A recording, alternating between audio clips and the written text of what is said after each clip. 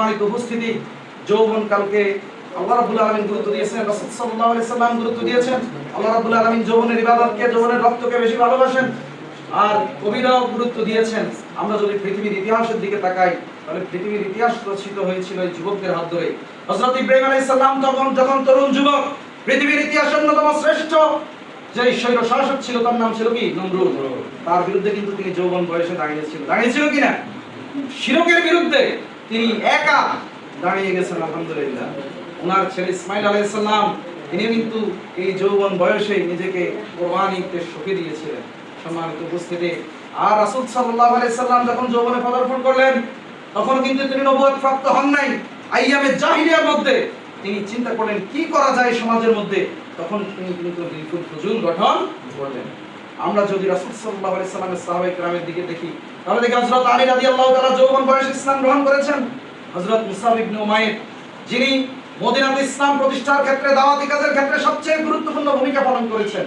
আবার উসামা বিন যায়েদ, যিনি যুদ্ধের ময়দানে মাত্র 20 বছর বয়সে সেনাপতি বানিয়ে দেওয়া হয়েছিল, এই যৌবনে গুরুত্বপূর্ণ ভূমিকা পালন করেছেন। মুহাম্মদ বিন কাসিম ভারতবর্ষ বিজয় করেছিল। সম্মানিত উপস্থিতি, এই তো কিছুদিন আগে 24-এর অভ্যুত্থানে তরুণ যুবকরাই কিন্তু নেতৃত্ব দিয়েছিল, ঠিক কি না?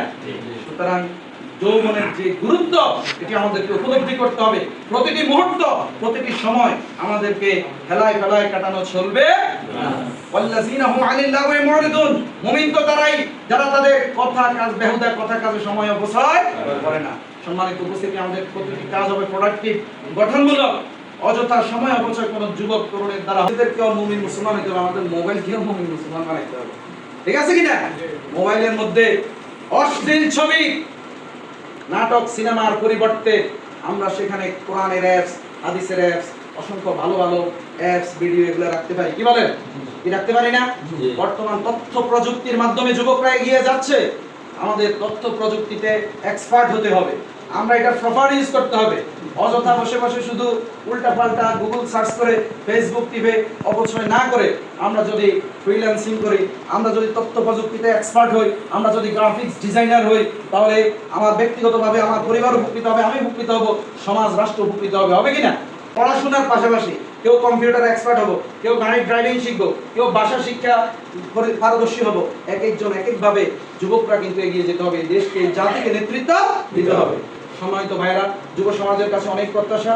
যেমনি ভাবে 24-এর গণ অভ্যুত্থানে দীর্ঘ 15 বছরের ফ্যাসিবাদ, যুবকরা, তরুণ ছাত্র সমাজ তারা এই ফ্যাসিবাদকে তাড়িয়েছিল, ঠিক তেমনি ভাবে এখনো আইনের সুশাসন প্রতিষ্ঠিত হয়নি, এখনো পাথর দিয়ে মানুষ হত্যা করা হয়, এখনো চাঁদাবাজি থামেনি, এখনো সন্ত্রাস থামেনি। তাই যুবকদেরকে সিদ্ধান্ত নিতে হবে, 90% মুসলমানের দেশে যুবকদেরকে এক এবং ন্যায় নিয়তে ঐক্যবদ্ধ হতে হবে যে আগামীর বাংলাদেশ হবে কোরআনের বাংলাদেশ, আগামীর বাংলাদেশ হবে ইসলামের বাংলাদেশ। আমরা 90% মুসলমানেরা বেঁচে থাকতে, যুবকরা বেঁচে থাকতে এখনো কোরআনের শাসন প্রতিষ্ঠিত হয়নি। এর চেয়ে বড় দুর্ভাগ্য আর কি হতে পারে? সুতরাং আমাদের যুবকদেরকে ঐক্যবদ্ধ হতে হবে। আগামীর বাংলাদেশ হবে কোরআনের বাংলাদেশ, আগামীর বাংলাদেশ হবে ইসলামের বাংলাদেশ। রাজি আছি?